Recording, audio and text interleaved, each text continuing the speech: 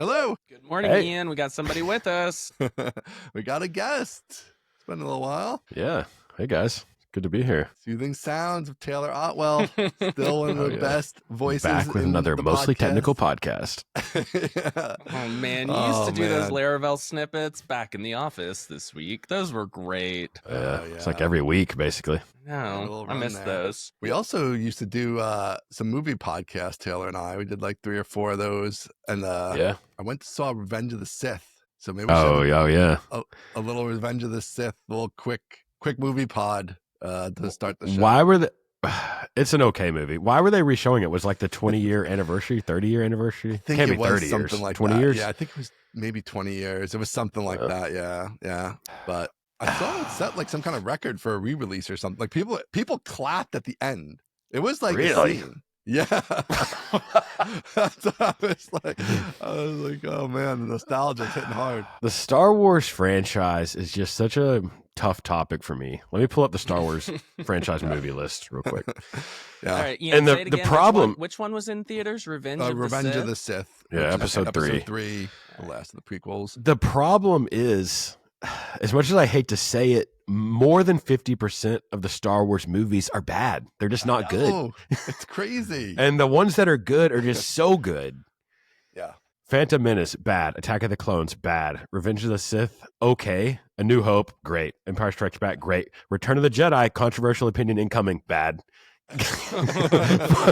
Force Awakens, good. Last Jedi, bad. Rise of Skywalker, bad. It's just, It's very hit and miss. I'm with you on all those. I think Rogue One. Rogue One is good, I think. I actually enjoyed Rogue One more or less. I mean, it was an entertaining, like popcorn muncher movie, in the Fast and Furious style of movies. It's just an entertaining. I was about to say, you need a list on TaylorOtwell.com that ranks these movies. Nothing deep, but it was entertaining. Yeah, that's what I think. I agree with all that. Return of the Jedi, I think, salvages itself slightly at the end. I do enjoy the end of Return of the Jedi, but like the first 2/3, like I don't care about the Ewoks. I don't care about all the stuff. Yeah. All that stuff is bad, Like, I mean, I know I've told you before. The Ewoks like really killed it for me, but it was our first glimpse into like the Jar Jar Binks mentality of George Lucas, the disturbed mind of George Lucas. Yeah, like once he has no constraints and he can do literally anything he wants, like it's all downhill. Yeah. That's what it was like watching Revenge of the Sith. I was like, man, like I don't even know what he's thinking. I don't understand why he wanted to tell this story. Like there's no. You get 2 and like 3/4 of the prequel movies is like Anakin Skywalker's a great guy. And then it's like there's literally 5 minutes where he turns to the dark side. He's like, murdering children. I'm murdering children with a lightsaber. Go murder children. Literally, it's 5 minutes. He's like, oh no, it snapped, and I'm going to murder children. Which even if you gave me a good snap scene, fine. Like, give me something that pushes him over the edge. But there's not even like, there's not that. It's like he's just scared about Padme, but it's like talk about the worst fuzzy teenage breakup of all time. I swear. I don't think it will surprise either of you that I have not seen all these movies, so I have no idea what you're talking about. It's Star Wars, man. Yeah, I've seen some of them. I think I've seen the original 3, the middle ones, but I have not seen That's fine. This one that was just in theaters again. I haven't seen that one ever. Yeah, you don't need to see that. It's bad. I will say the only thing I did put this out there on the internet, but I'll get your thoughts, Taylor, quickly, is what made the movie I'm halfway in the movie, right? Me and my son are there. I'm like, it's brutal. Like the dialogue is it's unbelievably bad. People are laughing, when you're not supposed to be laughing. Like it's horrible dialogue. And then I realized if they made this a silent movie, keep the music, right? But like old school silent movie style where somebody's playing music, right? And then you just have the visual and there's no dialogue. It's like way better. It's way, way better. It's just like the visuals and there's action. You don't need to hear the words for any of it, really. It actually all makes more sense. I really started to tune out the dialogue. And I was like, it's better. That's kind of a brutal indictment. You just stopped. I know. I was just thinking that script. Whoever wrote that script, like how much bigger of an insult can you have? Yeah, it's so much better without the dialogue, though. It's like much more compelling movie without the dialogue. When I was actively tuning it out. So we should make a Star Wars silent cut of like the whole. Yes, dude, that's literally what I was thinking. Very artsy. Yeah. When I was walking out of the theater, I was like, exactly my thought. I was like, boy, if somebody did a silent cut of the prequels. I actually think the whole thing is like so much better. It actually would be a lot better. Yeah. The visuals are all right, you know, especially like if you don't have to hear the terrible dialogue. It's like, oh, all right, it's fine. Like, I don't like what they did with some of the visuals, but whatever. It's still compelling on some level. But yeah. And I like this podcast. This is a good podcast. We're not talking about boring tech stuff. The other thing is you got to watch Andor. I know you. Yeah, I saw the season 2 reviews are looking pretty crazy. Like people are loving it. Yeah, I don't know if I like it as much as season 1, but I mean it's only 3 episodes in, so I do really like it though. Like the first episode, I was like, it's a little slower, but then by the 3rd episode, it's like bang, and yeah, they're right on it. So I went out and looked. Are they releasing them in 3-episode chunks, like every week or 2 weeks or something like that? Every week is a 3-episode chunk for 4 weeks. Yeah, that's kind of cool. It's kind of like it's basically like a year per chunk. I don't think I'm spoiling anything by that. So like they're kind of having these little movies basically of like, so it's kind of cool because also you get the like binge vibe, but you're not getting the whole thing, so you still have time to talk about it, right? And like all that stuff. And people to wow, so a year goes by in show every 3 episodes, right? Roughly. Yeah. Wow. Okay. I guess they originally planned it to be 5 seasons, and then they were like, this is nuts, we don't want to do 5 seasons. So like they just did it's like I think the first season's like a year, and then they kind of compressed the rest of the story, which I was a little worried about, but so far so good. So it seems solid. Yeah, I gotta watch it. Yeah, Andor. The first season's unbelievable. Aaron, you gotta watch Andor. You could just jump right in on Andor. You don't need to know all the Star Wars stuff. That's the beauty of it. What is Andor? Where does it take place in the universe? It's on Disney Plus. It's before the like destruction of the Death Star and all that. So if you're aware, like before the real first movie, episode 4. So and you know, very on brand, Rogue One, the popcorn movie in the style of Fast and Furious. Great movie. Love it. Yes. See, there you go. Love that movie. Great movie. Andor is about that guy. So if you like that movie, you'll like the show. Yeah. Andor is that guy's name, the guy in Rogue One. Okay. Well, there you go. I'm in. Good. Then we could do a review on here about that. So you got to watch that. We got Taylor back. I know that's all you want from me, Ian. Is you just want me to watch movies so you can talk about movies, and I continually let you down. I want to just shit can this whole show. I just want to turn it into a movie podcast, and that's it. And I'm just holding you back. I'm the worst at watching movies and shows. It took Abigail and I think 3 years to watch Ozark all the way through. I mean, the show was already done. Like the show, all the episodes were out. We're just terrible at finishing stuff like that. It is kind of nice nowadays, though, that like most shows have an end. You know, it's like in the old days, if you didn't keep up with a show, but the show is still going on. It's not like you return to it in 3 years and like, oh, we'll get to see what happens. It's like, no, they're just doing another 24 episodes next year. Like, so it's kind of cool that shows have an actual arc, and it's like, oh yeah, if I don't return to it in 3 or 4 years, and then you get to see the end of the show, and that's cool. But yeah, we tend to never return. That's pretty good that you guys return. Like if we start something and then we don't finish it like right away, if we're not plowing through it, like this is awesome. It is hard to come back. Go back. Yeah. But, all right. So I guess that's the end of the pop culture segment. That whole segment reminds me of this great comment that we got on last episode on YouTube. This comment says, I need an entire podcast entirely about Ian explaining activities to Aaron. Like, Disney World is a park where you pay money to have fun. And Aaron's like, sounds like a nightmare. Continue. That's pretty much the show. Yeah, that's the whole show. There we go. So we just did that. I didn't even know Star about that Wars. comment. Never heard of it. Continue. Yeah. Oh man. All right, Ian, we got the big boss here. Should we what should we do? Should we do the regular song and dance? Should we talk about some Laravel stuff? What do you want to do? Well, should we talk about our big announcement? Let's talk about our big announcement. Let's tell Taylor, because I don't think Taylor probably knows. So let's talk about our big announcement in front of Taylor. Taylor knows everything that happens in his company, but this one he might not know. We'll find out pretty quickly. Ian, give him the big announcement. All right. We are having a party at Laracon US. The mostly technical party. The mostly technical day 0 party at Laracon US. Wow, this is crazy. Yeah, what's the details on this? We are. It's going to be at around 8:30. I guess day 0 before the first day. And it's going to be a couple hours. Going to have some drinks. Going to have some snacks of some sort. I don't know if that's totally figured out yet. It's just going to be a place to hang out. I think we're going to have 150 tickets available, so not room for everyone, so you will have to reserve your spot. We're going to have that link up hopefully when the show goes live. You can go to mostlytechnical.com, check out there'll be a link for the party. Reserve your spot if you're going to Laracon US, which you should be, of course. And I think it's going to be cool. We're going to have some of the Laravel team there. And That's going to be awesome. Yeah, I think it'll be cool to have like a night before gathering in the community. I don't know if we've this Laracon has a lot of stuff going on, like a lot of kind of extra stuff like this, which is pretty cool and kind of new. What are some of the other big things? What else is happening around it? Well, like, I mean, similar to last year with the basketball game, we're doing a sporting event. I don't know if it's been publicly announced what we're doing, so I won't do it. We're doing a sports related activity the day before, and of course we got this mostly technical thing. I've heard about like a rooftop get together at some point. Of course, we'll be doing the after party stuff like usual.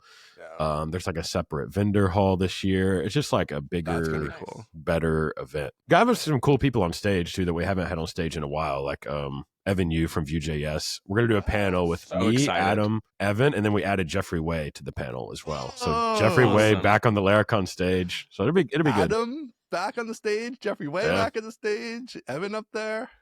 That's my whole development life right there. The three of you and Jeffrey Way. That's like my whole career. So that'll be fun. Man, I was talking to so first, thank you to Hank and Sam and your people over there who've been helping us organize the party and Diagonal, who is sponsoring the party. Yeah.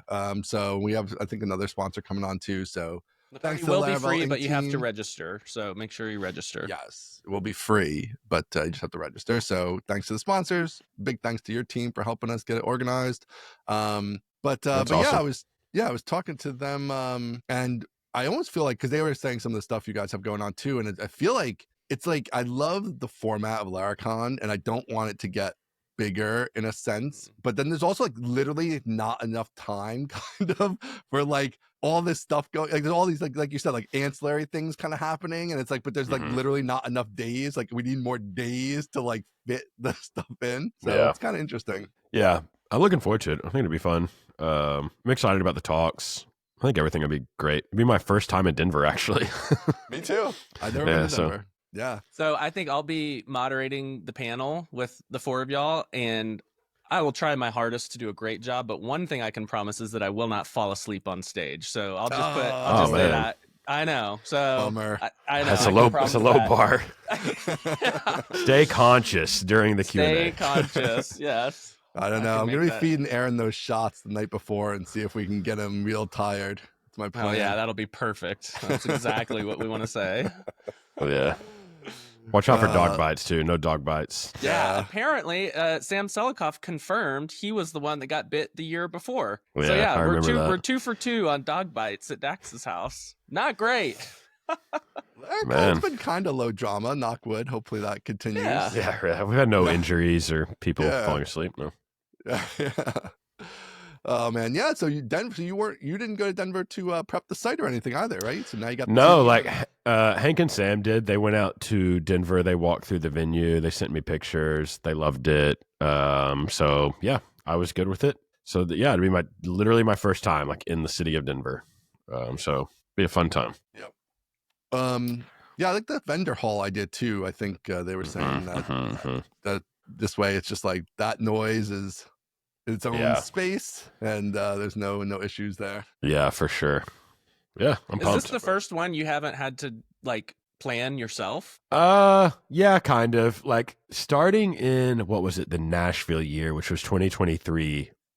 That was actually the first year I hired like an event company who we're still working with through this year. But I was still kind of making all the like high level decisions that year and last year for Dallas. This year I have tried to like just kind of turn the reins loose and let the team run with it and kind of put their own stamp on it and not really step in or micromanage the whole event.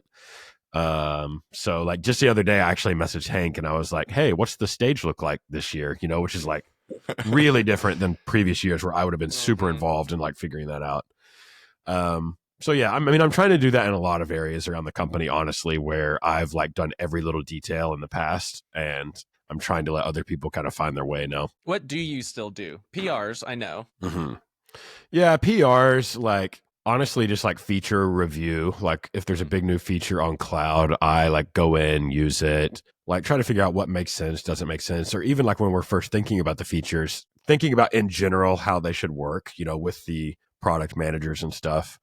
A lot of that kind of stuff, just like guidance and feedback and direction setting and feedback giving and sort of like vision defining of what kind of big picture items should we work on over the next year or whatever, or what our goals are. A lot of stuff like that. But yeah, PRs are part of that every morning as well.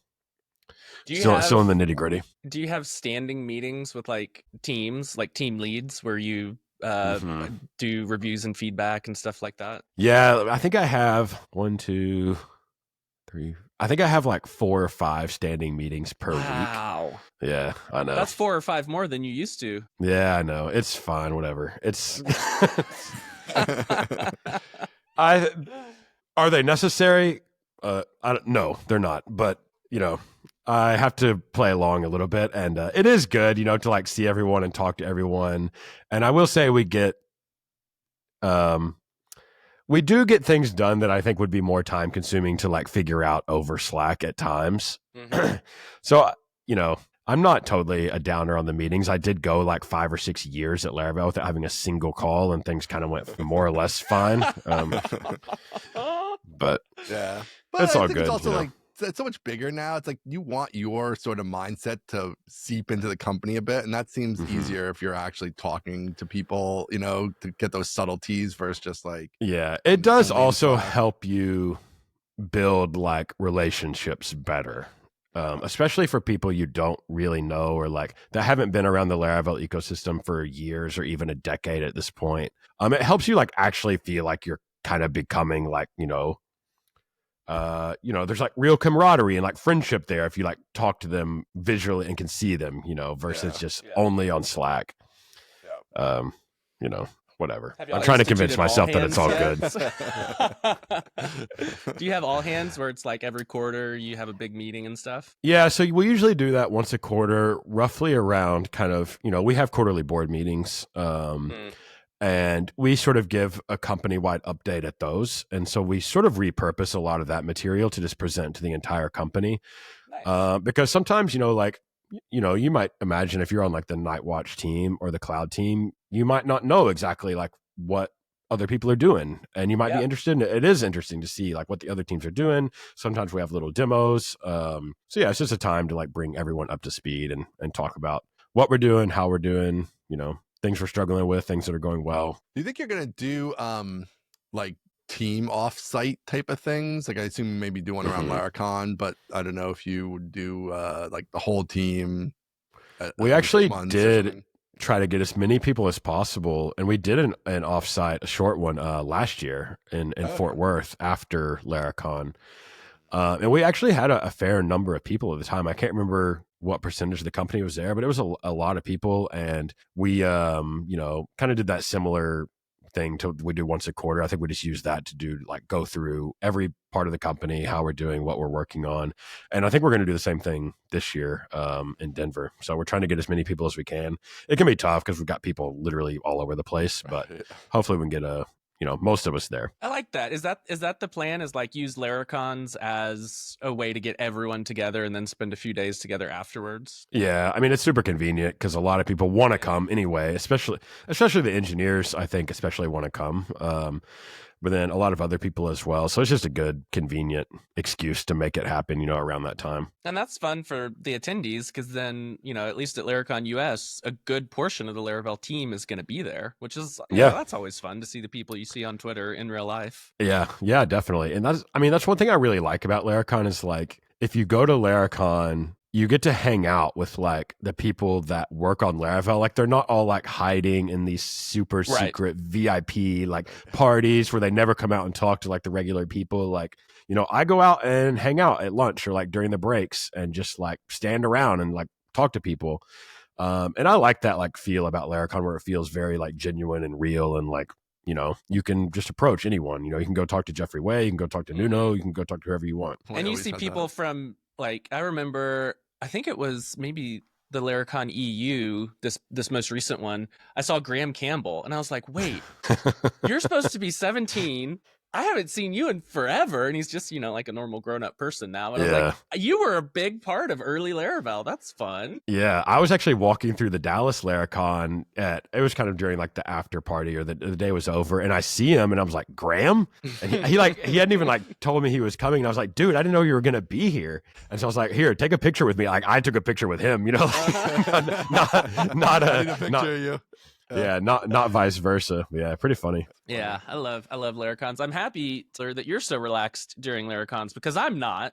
I'm not relaxed at all. I got to make sure that all the speakers end up on stage. But yeah, and hopefully you don't have to improv for 30 minutes with Caleb Porzio. Man, I will say, of all the people it could have happened to, Caleb was the best. We had it. It was totally fine. That seemed fine. I watched that video. You guys were. It was fine. It was great. He's good on his feet. It was a lot of fun. So yeah, it was. It was crazy. Fun. Yeah. Technical issues. Are you gonna stream it? I don't know, honestly. I mean, I know we're gonna video it like usual. Yeah. I haven't heard about the live streaming thing this year, but a lot of times the same guy that does the video also does the live stream. So maybe it's possible. Just depends on kind of the internet setup as well. There'll be videos after, regardless. Anyway. Yeah, we usually have them up like super quick. Right. Yeah. Well, but you should still come. Yeah. You gotta come get your tickets. Come see us all. Yeah, it's gonna be good. There's some cool stuff coming at Laracon. Big updates, big Forge updates. I have heard. I was just listening to you and Matt Stauffer. I heard all the Forge teasing, and that sounds very exciting. I've seen James talk about it a little bit. Is he the head of the Forge team? He is team lead on Forge. Yeah. Okay. Yeah. It sounds super exciting, and the only one that I guessed was the Envoyer one, which you admitted on that. Everyone podcast. guesses that. Yeah. So I'm excited to see what else y'all have been cooking up. So what's the idea with Forge? Because I know a lot of people were kind of down on it and being like, oh, they're going to take Forge away. Clearly, that's not happening. Mm-hmm. I mean, my perspective on it is we have many, many, many thousands of happy customers on Forge. There's a high level of customizability on Forge that people really like. They like installing their niche little extensions and the little tools they need for their app to run. And that's just hard to do like on a fully managed platform, at least for now. And, I think, hey, like we need to keep making this better. We need to like go harder on it, be more ambitious with it because we have a lot of people using it, enjoying it. So let's like keep working on it. So we've done a lot, the Envoy stuff that everyone guessed is honestly maybe not even the biggest part of like what we've been working on Forge. So I'm super pumped. It's gonna have a fresh new look, lots of cool new features. So yeah, definitely not slowing down on the Forge development pace. I like this because I think you said this to Matt, your biggest competitor to Forge is Cloud and the biggest competitor to Cloud is Forge. And so you're like, you're running the Procter & Gamble or the Johnson & Johnson playbook where it's like, we own it all. Pick whatever you want. It's all us, guys. So I like that. Yeah. Yeah. I mean, and like, in some ways it's funny to me because Forge is a little bit more like unique of a product, I guess, because, Cloud is a fully managed platform and lots of people have done fully managed platforms, right? Whether all the way back to Heroku or whatever. But not a lot of people have really like built this really high quality, just like server VPS management tool that's like very deep on Laravel, but maybe potentially on other things as well. So like, to me, it's like, I don't know. It's kind of a unique tool and has its own little corner of the market that is not very well served. So I'm a Forge fan still. I love Forge. Great. Just the other day, I was doing a new HelpSpot website and like, I ended up just putting it on Forge because I was like, playing with the Cloud, and then like, but there was something weird. It's like for older legacy stuff too. It's like Forge. I know I can just do anything, right? It like doesn't need like any special settings. Like if I had to put some weird thing on there, I can just do whatever weird stuff I want, because it's fully customizable. So yeah, it's just great to have that like ultimate flexible tool, right? And then you have Cloud, which will probably creep in on that, I assume, over time, right? But like, but up until that point, it's like going to be a little more dialed in, I think, on like applications and like kind of the core stuff like that, and not so much on everybody's random edge case. It's going to be a while till you get to every random edge case on Cloud. So you still have Forge for, you got weird edge case, great. Like just get in SSH, literally do anything. And do whatever you need to do. And I don't know, I still love Forge. Good Taylor, stuff. have you looked at DHH's what is it, Kamal? That thing? Have you looked at that at all? Yeah, I've looked at it a little bit, and I saw him demo it live at Rails World in Toronto. I mean, yeah, it seems fine. Like, I probably, I would just rather use Forge or Cloud or something, but it seems pretty cool. DHH is always like kind of against the grain and doing his own thing and blazing his own trail. So it's a little bit more like complicated than even like Forge, more than I would want to bite off, but that's cool. It's DHH, he can do what he wants. He drives race cars. He's earned that. He can kind of do whatever he wants. Yeah.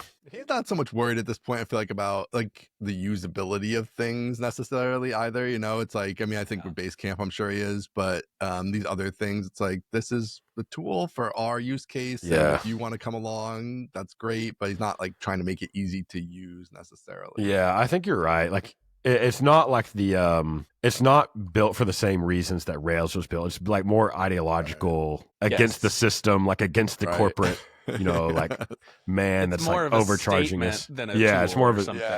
Yeah. Where to me, He's got Rails an was axe like to very, grind. very like polished and about the DX and all of that. Yep. Yeah. Yeah, but that's kind of interesting how that occurred. Because, like, I mean, it was sort of a statement against the way things were at the time, too, but it was done with a much, like, broader outlook, right? You would say, I think, like, it was really a general purpose tool I feel like he was trying to build. And this other stuff that's come after, I don't feel like that's the case. Yeah. Really. But who wants to run their own server? It's like, at the base of it, it's like, you could run this thing and run your own servers, but it's like, I don't really want to run my own servers, and, like, or at least want a little more middle ground there. Like, Forge kind of gives you to both get it set up correctly to begin with, and then have that like layer, even though I'm like ultimately responsible for it, there's like this layer of management and help there with Forge, so that you don't have to be all the way down in the weeds most of the time. And then obviously you have Cloud where you're not in the weeds at all. But yeah, I don't know. I wouldn't running those things. It's like Yeah. All right, Ian, let's pay some bills, huh? What do you say? Yeah, let's do it. This episode is brought to you by WorkOS AuthKit, hand-coded by our guest today, Mr. Taylor Otwell. Laravel 12's new starter kits include WorkOS AuthKit, future-proof your authentication stack with the identity layer trusted by OpenAI, ever heard of it, Cursor, Perplexity, and Vercel. You can find out more at workos.com. This episode is also brought to you by Bento at bentonow.com. Bento is the email service provider that we use at TryHard Studios for both marketing and transactional email. I highly recommend you check them out at bentonow.com. Thank you. So that actually is a perfect segue, because I have a little bit of a starter kit question. For the boss man here. Starter kits, love the idea, love the execution, love you have all the different, like, every flavor. You want React, you want Livewire, whatever you want different flavors of Livewire. Like, we got the whole thing for you, right? Great. This feels like a setup, by the way. It's a little bit of a setup. He's buttering them up. So it's like I want my cake and eat it too. I love that it's like you just get the code. We're not trying to make it packages that you have that there's updating and you're worrying about conflicting things and all that stuff, right? Like, I think that makes sense. But then I was poking around, messing with the thing the other day. It's like, oh man, you guys are working on a big 2-factor enhancement for the auth stuff, and it's this like huge branch with like 50 commits in it, right? And it's like, man, I can never get that. Right? So that I've already messed with Jason McCreary, and I was like, dude, you got to put this in Shift. But so that would be one answer. But I was wondering what you guys are thinking on that when you do add something big and huge and new and awesome. Is there like going to be upgrade docs, or what are you thinking there? I don't know. It'd be nice if we did have upgrade docs, or even like automated upgrades for it through some kind of Shift thing with JMac. And I don't even that 2FA stuff. We may even end up using Fortify for that, so there's much less code. We're not sure. We may pull that back into Fortify and just use that. But yeah, I don't know. It's kind of like that. It is kind of like the gift and the curse. The way the starter kits are set up is like, I really wanted all the code to be available like Breeze, but they're like, you're right that there's not like a clear upgrade path for some major feature. Something big, But I don't know. I'm hoping we can at least get like the controllers and the views, especially for like something like 2FA, kind of isolated enough to where you could sort of drop it in if we wrote the docs on what files you need. But I could potentially see features down the line where that's just like not feasible because they're like so intertwined with like how it works. Regarding the OS stuff, like this kind of plays into the WorkOS stuff which I took some heat on even releasing. I saw that. We don't get any money we don't have any deal with WorkOS. We don't get any money from that. But like the main reason I built that is because or maybe you don't know, I'm just like super OCD about like super minimal, organizing everything, and just like having all of that OS stuff like in the app. I just didn't like it. I didn't want any of that in there. Like I just wanted my own app in the in the Laravel app. So when I built the WorkOS stuff, I was like, oh, this is sweet. I can just like redirect to them. They do all of that. I don't have to think about it. I don't want to see any code in my app about 2FA or login or registration or anything. And then they just redirect back to me. Great. So I mean that's kind of like why I built that, honestly, is so sweet that summer child. The people hated it. I know. I don't know. They'll come around, They hate everything at first. They hate everything, and then they're crawling. They're crawling back. We love it. And it had the tinge of VC, even though there was no actual. That's true. And so people were like, now they're doing money for off. No, I think it's messed up that we've made more money on WorkOS than Taylor has. That's true. You guys have made more of this than me. That's so funny. It is true. I need to be more aware of like the optics of that. I don't think about any of that crap. I don't think about any of that VC stuff. I just build the things that I think are actually good. There's no way anyone could like hold a gun to my head and make me build something that I think is trash or I don't agree with or like. I just quit. I just wouldn't work anymore. I don't care. Like, you know what I mean? So like all the like conspiracy stuff doesn't really make sense. But that's how it goes. I do need to be a little bit more aware of the optics of that. But I just thought it was cool and minimal, and I don't know. If I was starting a new Laravel app today, I would use it. I think the other cool thing is like they iterate on the OS stuff. It's like they're constantly updating it and making it more secure and stuff, and I don't have to do anything. Anyway, it's starting to feel like a commercial, and they're gonna have to like pay me before I say anything else. But that's all right. Thank you, WorkOS, for sponsoring.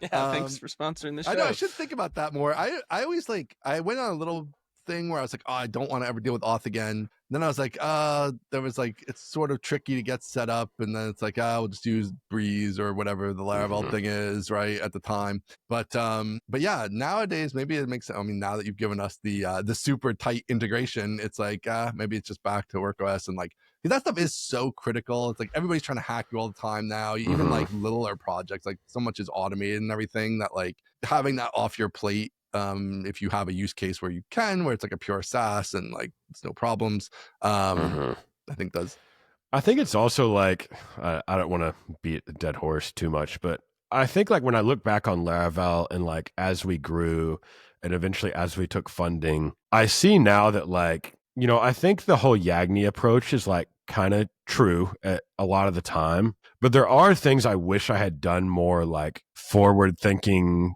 to get more like, let's say like enterprise ready from the beginning. So things like, a single sign-on system for like all of our products. At the time, it felt very like Yagni, it was like very Yagni mentality. Like, let's just see if the products are even successful, right? And like if they even make any money. But now like looking back, it's like, oh, it's kind of a bummer that like there's like 5 different logins for 5 different commercial products. And so I don't know, if I was starting today, I think I would actually pick something like an OS solution like that, because one, it's easy to do now and it can just like really pay off later if it works out. Do you think that would have I agree about the logins. I have like 8 different logins in my 1Password and they all just say Laravel. Like, this is not helpful. Do you think if you had that mindset of like, let's look forward, do you think you would have been as successful, or is the Yagni mindset what got you here? I think like it wouldn't have really mattered from like a revenue perspective that much. I just think it would have been like convenient. It would have been sort of nice to have more than like, I don't think it would have materially affected the success of the business up to this point. But, it just would have been convenient for users, I think. I just think it's always hard. You never know where to draw that line, right? Because you could be like, there's probably 10 other features you can name that are more enterprisey that you could have been like, well, we can't launch until we have this thing too, right? And then like, then that starts to like delay you in even launching and all that kind of stuff. And that maybe impacts things, whereas like, So it's always hard to know what is the feature that would when, oh yeah, that one you could throw that in and that would be useful and not a big deal versus like the other ones and where do you draw the line, all that stuff. So and plus Forge especially was so long ago. There was no WorkOS. There was no I don't even think there was AWS whatever was it, Incognito or I mean say? Who I didn't say what didn't it's called. yeah. I just hoped Forge was going to pay my mortgage, like I had no idea what was going to happen. Yeah, that was way and it back, did so well. Ian had to fire you. He had to push you out the door and say, "Go work on this." It's like, dude, get out of here. I can't believe I couldn't believe it myself back then. That people were interested in it. It looked like garbage. If you go back and look at go back, it's like Twitter bootstrap, no customization. Who did the first real design of it? Did Steve do that, or was somebody before Steve? There's somebody before Steve. So like I did the first one in bootstrap, and then I think after that, I think Jack McDade did a pass on it, really? And David Hemphill coded it. Oh wow! Like he got the designs from Jack, and then David finished it off, and something like that. I think that's how it went. I don't think there was anything in between the initial launch and that happening. Yep. Wow, those guys go way back too. Yeah, they do. And the design that it has now is roughly reminiscent of what Jack did. I would say, right? Yeah. I feel like it feels roughly. Did you point your army of new designers at Forge yet? Yeah, so we have a designer on Forge that's like dedicated to Forge right now. And like I said, it'll be a big like kind of UI update at Laracon for Forge. Trying to take a lot of the stuff we learned on cloud, stuff we did on cloud, but still retain some of Forge's personality and the way it looks. And it'll be a big update. Love the Forge love. All right, what else we got going on here? Well, we could talk about this. Aaron's got a list of crazy shit. Why is Aaron laughing? Because I know that Ian is reading the Trello board, and he's like, "What the hell is going on here, man?"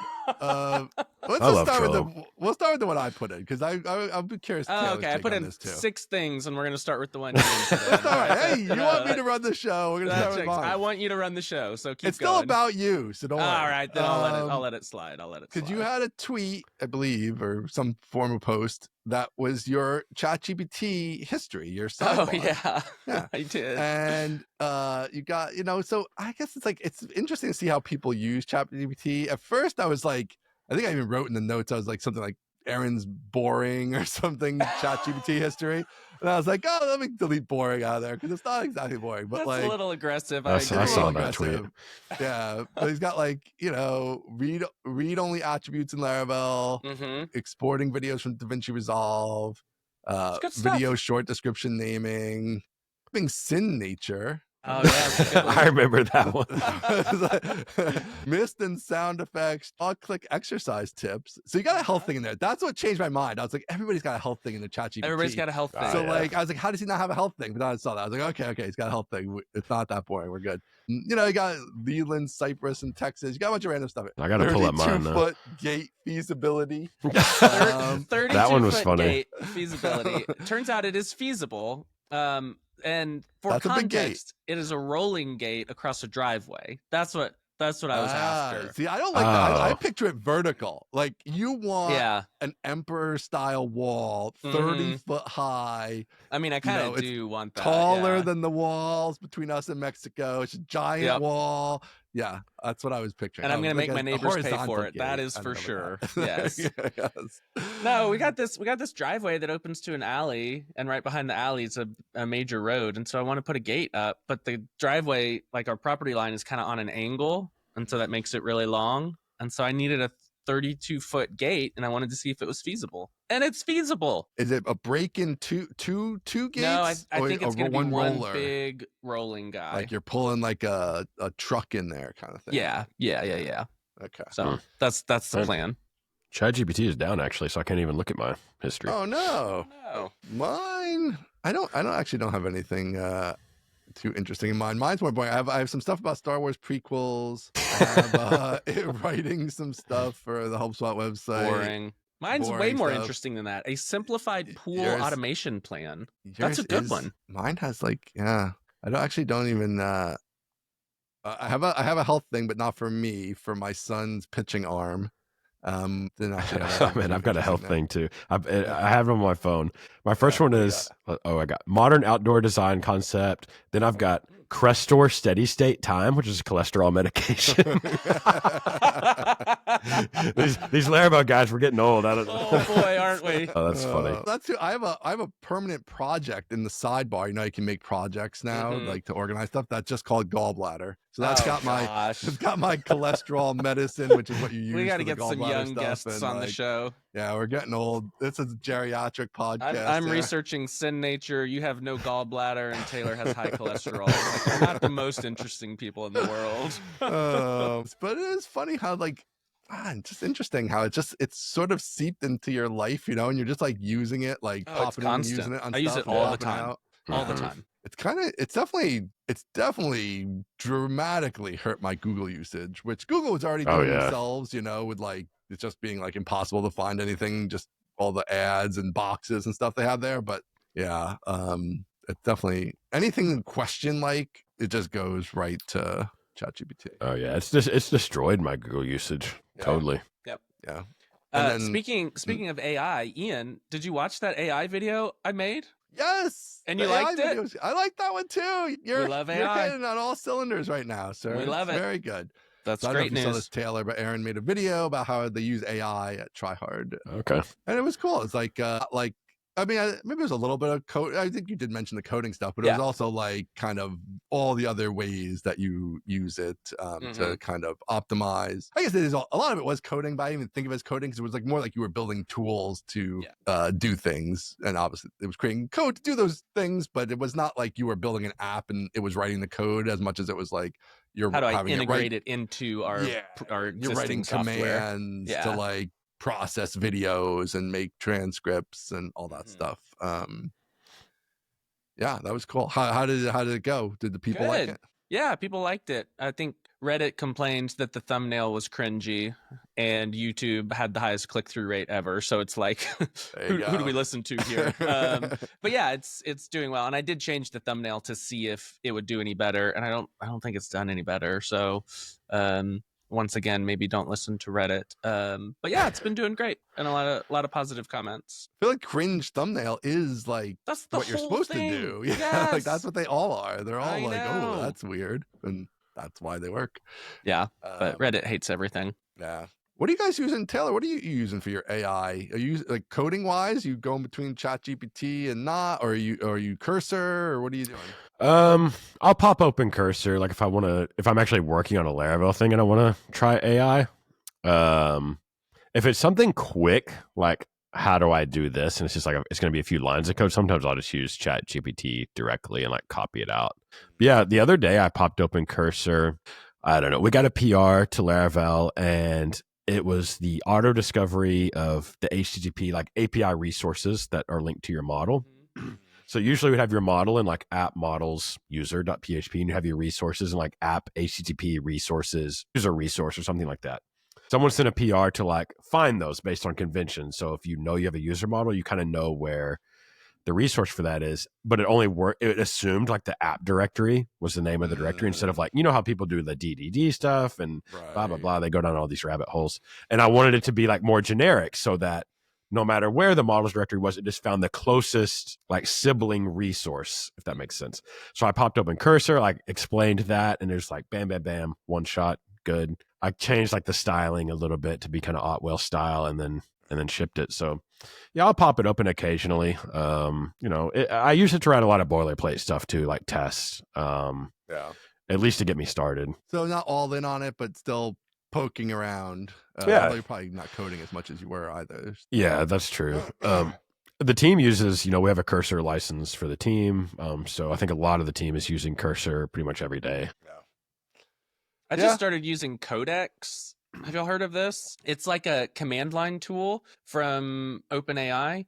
And like a week and a half ago, it only worked with ChatGPT. And then like a week ago, a few days later, they were like, yeah, fine, it can work with any model, because somebody forked it and made an open codex, of course, as they do. And so OpenAI was like, yeah, we'll do it first or second in this case. And it's really nice because I use PHP Storm, and there's not really like a good story there for an editor or an assistant. And this is just like runs in the command line, interacts with files, asks you questions, like confirms commands before it runs, and it can do all kinds of stuff. Like it can look around your computer, run git commands, run npm install, all of that. And it's like, it's really good. So I hooked it up to, I think I hooked it up to Gemini 2.5, and I had it do some stuff, and it was pretty impressive. And I don't know, I like it being outside of my editor because I don't like it when it's like getting in my way when I'm trying to just like,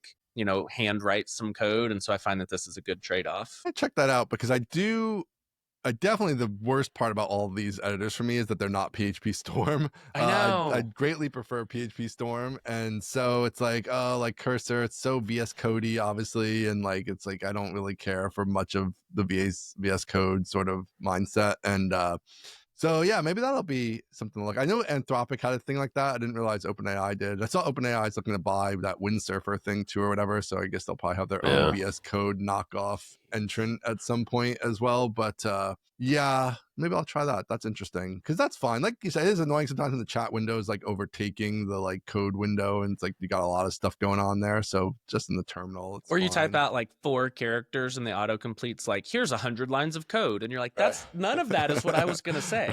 Yeah, that part's really frustrating. It's all wrong. Yeah. I'm really curious how like AI will impact developers' perception of like DX in general. Because like when I was first building Laravel, and like even back to the Rails topic, like so much of what we focused on was like every character of the syntax. You know what I mean? And like, will people even care anymore? If like the AI writes all the code anyway, like who cares what the syntax is? It's kind of sad. It is kind of sad. Or you have to even wonder if it's going to go farther than that of like, what's optimal for the AI to exactly write? Like in some ways, worse DX or like might be even better for the AI. Right. Yeah. Worse human DX. Human DX. Yeah. Like maybe like every function should have this crazy long name. That's right. That the AI will understand it better if it's like a sentence long name for this function, and things like that. Kind of wild. Yeah. Rather than you finding the perfect Otwell word that like means the right single thing, word. Yeah. It's like, nope, we'll just write it as a huge sentence and call this huge function everywhere, and it doesn't matter because everything's fast now and the AI understands it better, and that's it. It's a crazy world. I don't know. I also kind of wonder, what do you guys think about? I still don't know. Like, obviously, I feel like all the AI stuff is so tuned to code, right? And they're like just training it more and more on code. I don't know. I wonder if other industries are going to get like this, right? Like where it's like that's the theory, of course, right? Everybody's like, of course, AI is going to be in every industry and it's going to act just like this. But like, not every industry is like coding is. Like, coding is so perfect for this. It's all text and blah, blah, blah. Like, I don't know.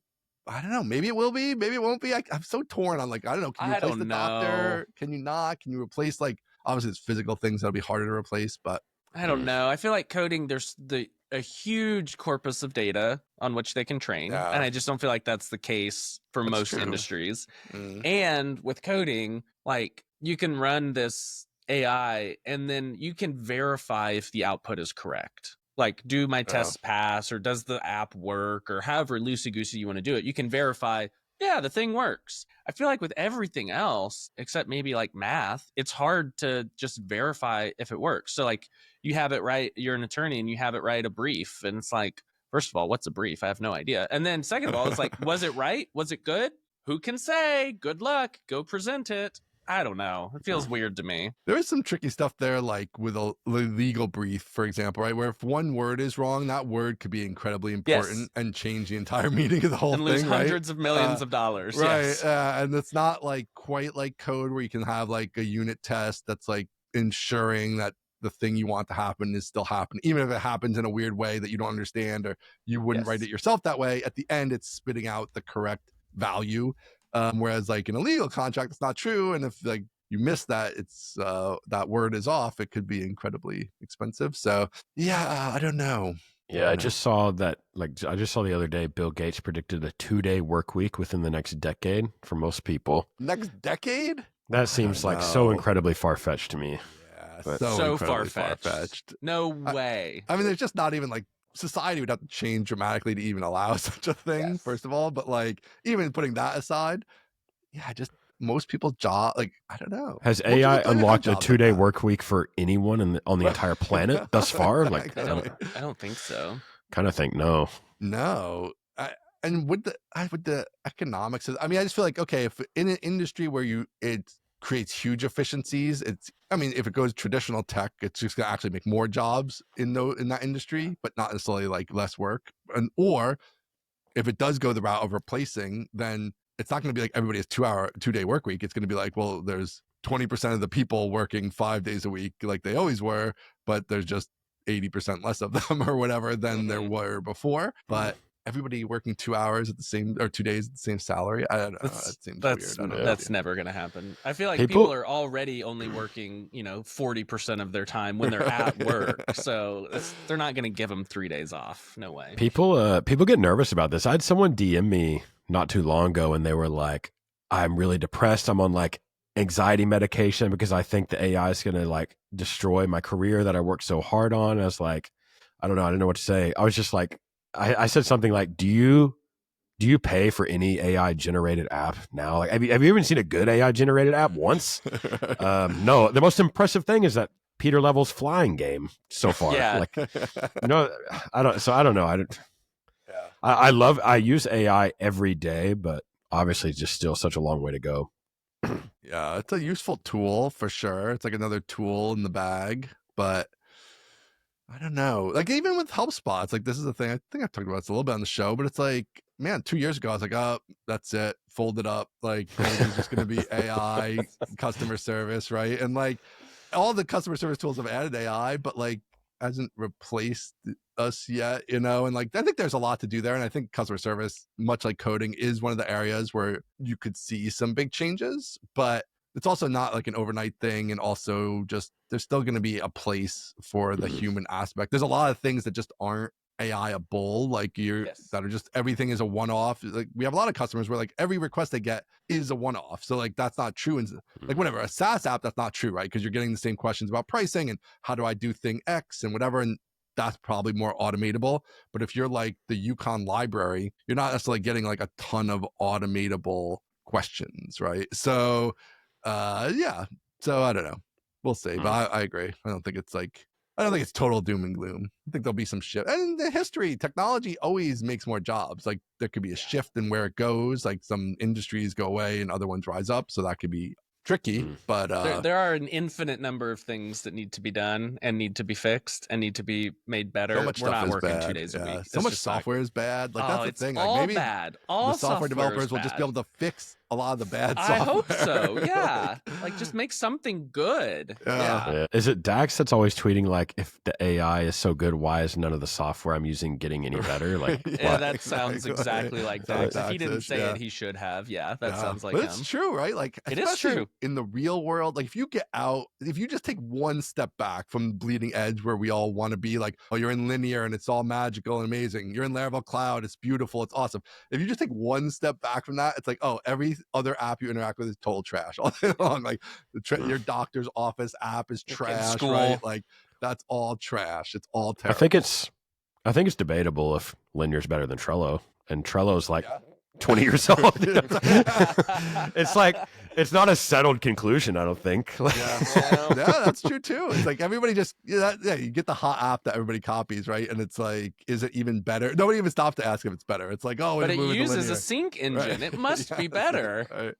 Linear's good. But it is, most software, you're right. Most software is just absolutely terrible. It's hard to write good software. Yeah, it's super hard. And then even what is good software, right? Like, it's like, is it doing the job? Is it looking pretty? Is it like using cutting edge technology? Like, there's all these other questions around, like, what do you even define as good, right? And what's the price performance trade-offs and all those kind of things. So we can just stop at doing the job. I feel like that was the first one you said, and not all software even gets there. So let's just work on that one, and then we can look pretty, and then we never have to use cutting edge technologies. I don't care about that. I mean, that's the thing, is like such a huge opportunity for small software developers. Like, again, this is like one of those things where, like, 20 years ago, I'm in there, right? And it's like, there's no frameworks, there's no nothing. I'm literally writing every line of code, right? And then you get the frameworks, you get Laravel. It's like, great. Now Laravel like puts me, what took me 3 months to get to right? To get to start my app okay, those 3 months are totally saved because Laravel and a starter kit, and boom, that whole thing is there.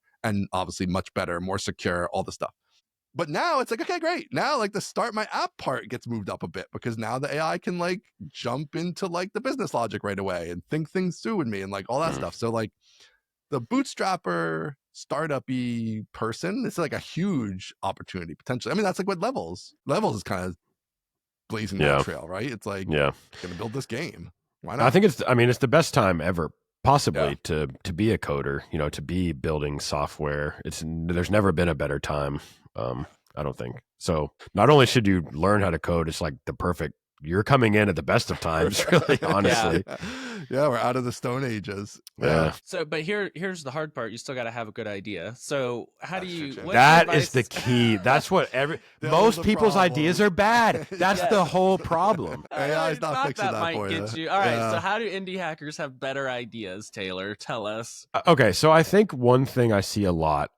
This doesn't tell you, I think, how to have better ideas, but it just helps people fix something that they do wrong a lot. A lot of people have like this string of things not working out, and like they launch something, it doesn't work out. They launch something again, it doesn't take off. And they do that. Let's say they do that like 6 or 7 times. And they never seem to step back and say, I'm not good at having ideas. All of my ideas are bad. And how do I like step back and fix that? They always blame it on like some other ancillary thing of like, oh, I didn't like market it right, or like the the design wasn't good maybe, but like I don't have enough followers on Twitter. Yeah, like I'm not Peter Levels. I don't have, hundreds of thousands of followers, but just like good ideas are almost always successful, I think, most of the time. They just always take off to some extent. But people just never seem to step back and say, okay, like I'm missing the mark, or like what I think is a good idea is not what most people think is a good idea. And like, how do I correct that or fix that? I don't know. That's kind of like a brutal thing to like step back and accept, Usually what I see is the ideas are usually too niche. They're like something, that just not anyone really has besides this person, which feels weird for me to say because I've always been the guy that's like, scratch your own itch, just solve your own problems. Well, it's not hard, But yeah, I don't know. Just like identifying problems that a lot of people have. But, easier said than done, I guess.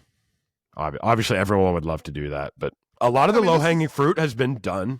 I mean, to be fair. That's the hard part. A lot of the easy, low-hanging fruit has been solved on the internet. And I think that the really successful ideas are hard, and they like require outside-the-box thinking. Even though like it's like coding is getting easier, and it's never been easier to build things, but there's like it's harder to like get the right ideas, I think. I do think there is this other crazy opportunity on the like bootstrapper indie hacker front right now, which is like when you're trying, like 5 years ago, when you're trying to have an idea, it's like, a lot of low hanging fruit's been done. And usually the best way, what I've always told people is like, you want to basically build something that already exists in a sense, right? Like, people want help desk software, so you should build some more help desk software, right? Because like, people want that. That's at least, you're not like trying to invent a whole new market that you don't even know if anybody wants it, right? Okay. But everything was mature. It's like, how do you break in? There's lots of good options at all different price points and all those things. But we're kind of hitting this cycle. And that's like when HubSpot was launched, it was like everything was client server and everything was going browser based. So that was like the tech change that made new opportunity. And it's like now you have a similar thing, which is like all these industries where like, there are all these established players, but now you have people wanting to, how can I use AI in it? And that could be the tech opportunity to be like, this is a category that exists. We know people want a solution to this problem this category solves. But now maybe we can take a different angle on it that leverages the AI in a way that's not, all these tools are adding AI, but it's always just chunked into the existing thing that's existed for 20 years, right? It's like, well, now you can do AI in here, but it's not like reconceptualized. So we're at the radio on TV stage, and we haven't invented real TV yet. Right. It's like that thing, which is also why I think you haven't used many good AI apps yet, because it's like all the AI apps are like an app you already used that shoves some AI into it. And it's like, in the worst possible spot, by the way. It's all terrible. It's like not amazing. And So when you maybe start from the ground up and rethink it, who knows? Maybe it'll just be bad at all these things and that won't be true. But I do think it's like when you have these tech changes, it does create opportunity to come in underneath the competitors in a way that's hard for them to counter, because it's just hard to rethink something from the ground up when you have $1 billion business built on top of it existing in the way it currently exists or whatever, So yeah, it's a lot of I opportunity. don't know. This sounds dangerous for an indie hacker, though. This sounds like I'm going to go invent something new fundamentally. And then it sounds like, oh, shoot, I got to go market it and nobody knows what it is. Still all that stuff. And, yeah. Still got to market it. You still got to have an audience of, an audience, not necessarily an audience, but like some way you're a distribution of customers, mechanism. distribution, ads, whatever it is. But there's a certain category of existing markets that I am always like drawn to. Like customer support's a good example, but also tools like Linear or like Basecamp, where I find like those kinds of tools like really prey on people's desire to like get their life together. Aspirational tool. Yeah, like if I just sign up for Linear or this organizational tool or this support software, finally like everything's gonna click and like we're gonna be organized, we're gonna be save so much getting money, shit done constantly, like customers are gonna be happy. I love those kind of tools. Like if there's like another half of my career, I've got to build like productivity software and capture that like aspirational second brain software. Yeah, exactly. Yeah. And those are the kind of tools too. I mean, I tend to like those kind of tools, obviously, as well, because it's also like people use them all day, which I think is super useful. Like that's always another thing. If you're not building a tool that somebody is going to use all day, it's like, man, that's so easy to pass on that. It's so easy to cancel it. Like it's not easy to cancel a thing that like your 10 staff use 8 hours a day, 5 days a week. Like it's just hard. Like it's a whole process. You got to get a committee. You got to talk to the thing. You got to try stuff. Like people are going to be mad you're even moving because they know how to use this thing already.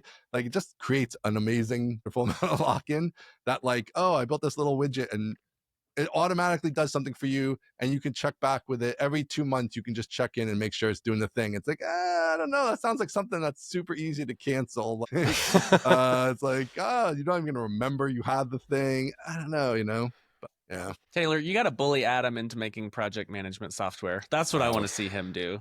Yeah. I mean, that's kind of the idea he always brings up. Anytime he talks about the SaaS timeline, of his career, that's the idea. I mean, I'd love to see it. Like, I think it'd be a fun thing to watch and talk about. It'd be so fun, and he would be. It'd be a lot of good content. Be a lot of good content. I think he'd be so happy doing it.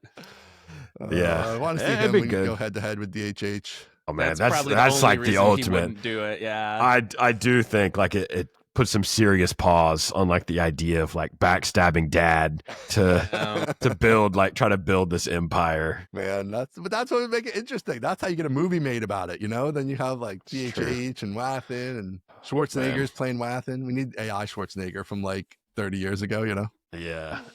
It'd be fun for him to like go build some software like that, I think. Yeah. He needs to do that. I think he should just do it himself, basically. Yeah. Him and a designer. Him and just Steve. Like, yeah. That'd be cool. just great to watch. Like, we'd all be raptured, We'd be like, oh my gosh, like he's got a new videos out where he's doing something, whatever weird thing he's doing. And like, it would be must see TV. All right, we got to pay the bills here. Thank you to Native PHP for Mobile. Turn your Laravel project into a native mobile app, ready for the app stores in minutes with Native PHP for Mobile. Check out nativephp.com/mobile. And thank you to Laracon US 2025. Laracon is calling all web artisans. Come to Denver, ready to level up. Leave, ready to ship. Thank you. Check them out at laracon.us. Come to our party at Laracon US.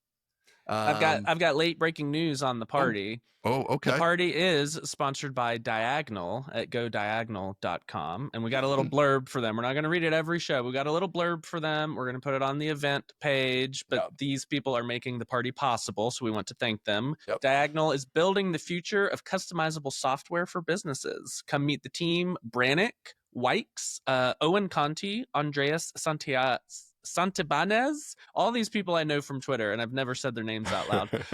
If you're interested, we're hiring Laravel engineers. Learn more at godiagonal.com/careers. So thank you to them for sponsoring the party. Thank you. So good stuff.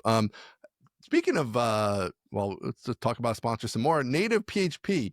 Have you been intrigued by building a mobile app in PHP, Taylor?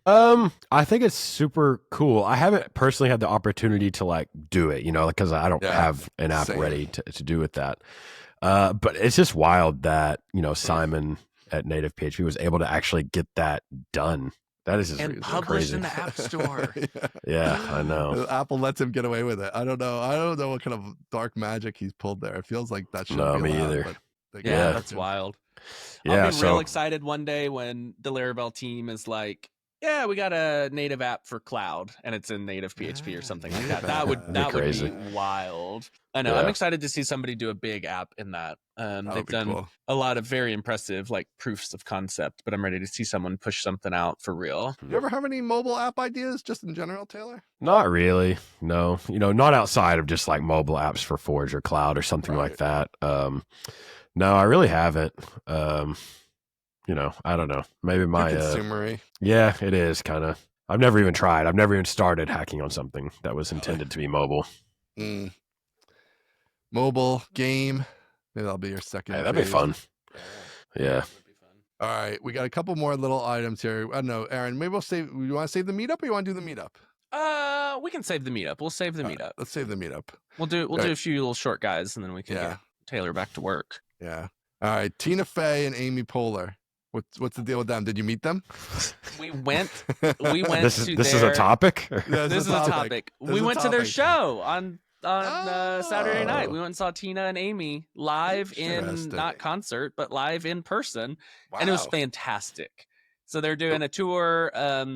Very similar. This will maybe be more your speedy and very similar to Steve Martin and Martin Short. That's speaking your language. The right generation. They're almost a little before my time, but yeah. We saw Steve Martin and Martin Short several years ago when they did like this variety show tour, and it was very good. Yeah. But I think this one was funnier. They did they did a live in-person weekend update. So they like rolled out a desk and did weekend update with like current topics, like, the Pope died, and they like had a topic ready for that already. And it was so funny. They are incredibly talented. And so they did a little bit of stand-up, a little bit of storytelling, a little bit of improv, a few like sketches, and it was very fun. It was a great show. Highly recommended if they're coming through your town to go see them. Dallas, this was? Or? Yep. Mm-hmm. That's cool. Yeah, it was great. I don't know if they're going to Little Rock or Poughkeepsie. Yeah, probably not. Probably not. No one stops by Little Rock. No. Maybe we are getting Nelly. Nelly's coming through. I'm going to go to that. There you go. There you go. A Nelly concert. Very millennial thing to do. Yeah, I was going to say, what is this, 2006? Oh, yep. Man. Hey, I take what I can get over here, okay? Yeah, exactly. They also, I forgot to say, they also had Fred Armisen come out. And so he did a little bit on Weekend Update, which was very funny. I find him to be hysterical. So they had a sketch with him as well. I'm not a Fred Armisen guy. What? I don't know. It's after my time or something. I don't know. I mean, I'm not against him. I feel like I almost have never seen him. Like I know who he is. Everywhere, but also nowhere. Like I couldn't name one show he's done, but he's on everything. Yeah. I don't know. Oh, man, I like this podcast. This is the only podcast I can come on where I hear the line, "I'm not a Fred Armisen guy." Just like, everybody else wants your take on Laravel and tell us what's going on. We just want to tell us about Fred Armisen. Give us your take. What's your Fred Armisen take? Fred Armisen or Will Ferrell? Go, give us. What do you prefer? Man, I think Fred Armisen for sure. No, really? Over Will Ferrell? Yeah, dude. I think so. Yeah. Oh my God. Will Ferrell is too Will Ferrell. Like if you like Will Ferrell, you'll like Will Ferrell, but he's just himself always, and it's too much for me. This is why me and Taylor couldn't do a podcast together though regularly, because like we're too similar. You agree? See, I need Aaron, you and I disagree Aaron on literally everything, and that's what makes it work. Yeah. Man, Fred Will Armisen, Ferrell he's on the Panther. He's like on the they've got monuments to him. Like he's on, he's everywhere. Will Ferrell. He is extremely funny. I will give you that. And there was a time in my life when I was maybe in high school where he was the funniest thing to have ever happened. But he just kept playing the same shtick. And I think I got a little bit older and the shtick got a little bit tired that I've kind of like cooled on him, Okay. Yeah.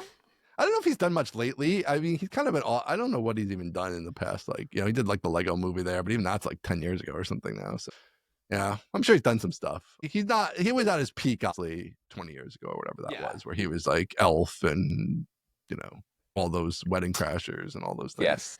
Will Ferrell, though, man. Fred Armisten's no Will Ferrell. Jack Black is another one who's only ever himself, but I like his himself more than I like Will Ferrell's himself, Well, those comedy like Vince Vaughn. He's always Vince Vaughn. He's always Vince Vaughn, and I think he's very funny. Yeah, he's not too over the top. Vince Did Vaughn. You watch that Vince Vaughn show? That Vince Vaughn show is pretty good. You guys watch that? The monkey, what is it? Monkey.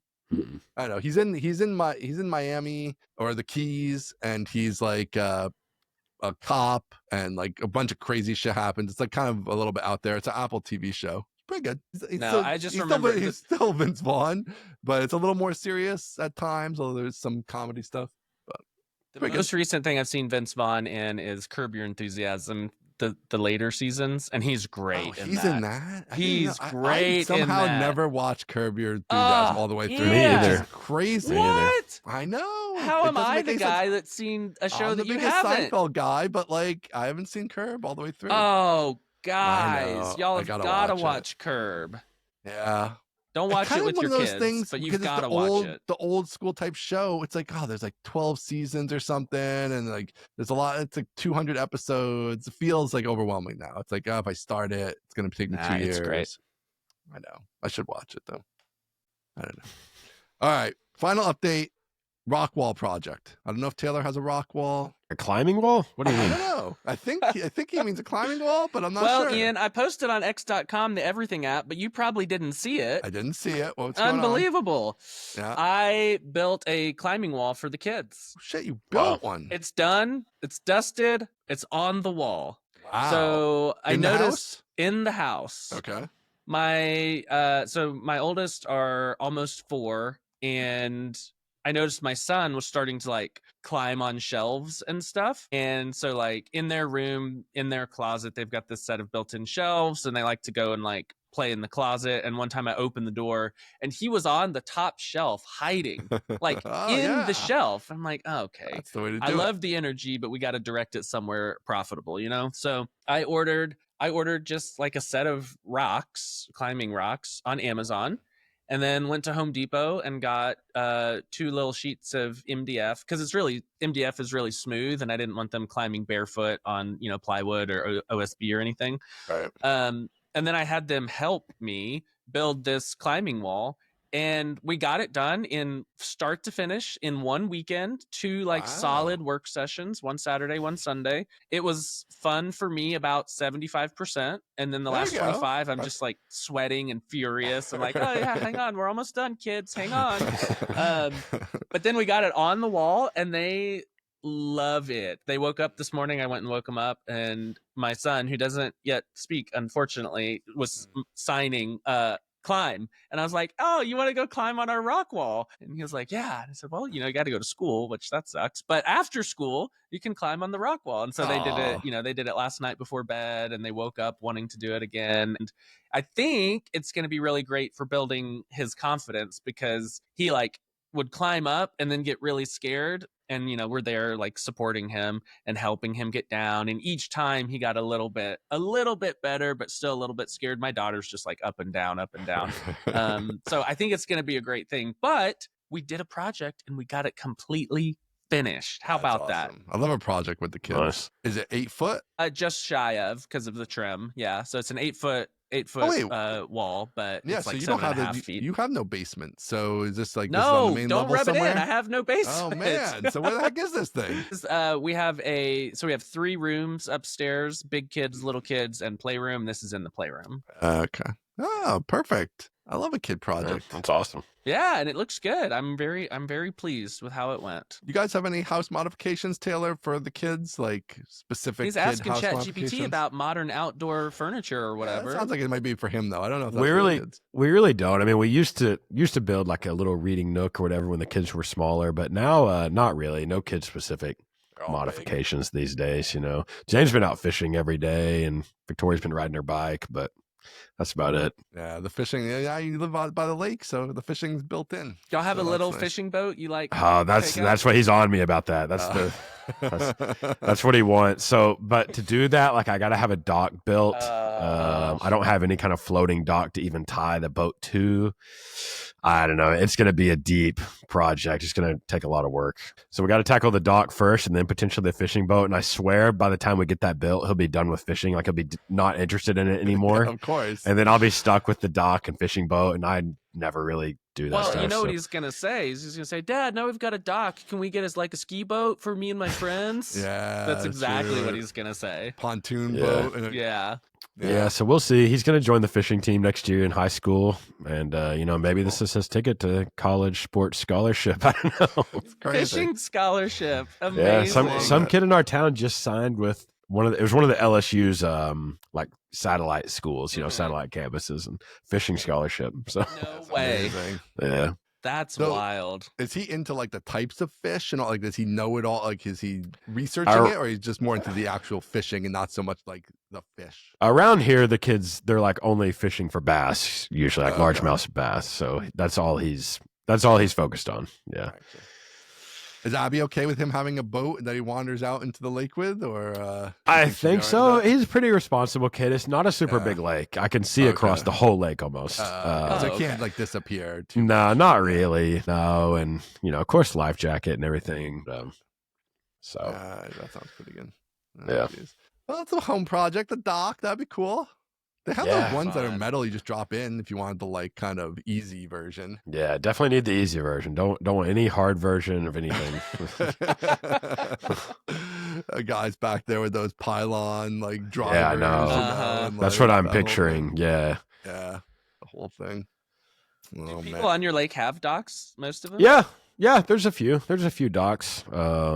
I guess if it's small, they don't have big boats, huh? No, mainly like little fishing boats. A couple people have party barges, but even that seems a little bit too big for this lake. So we'll see. Maybe this summer we'll get it done. I think if you're on a lake, you gotta have a dock. I feel like feels mandatory to me. I think it's a good investment. You heard it here first, James. Yeah. This summer, James, I'm fighting for you, buddy. Yeah, good luck, big guy. We're all counting on you. Got to delete Mostly Technical off James's podcast app. I know he listens as soon as it drops. He listens every time. We're really big with the 13-year-old crowd.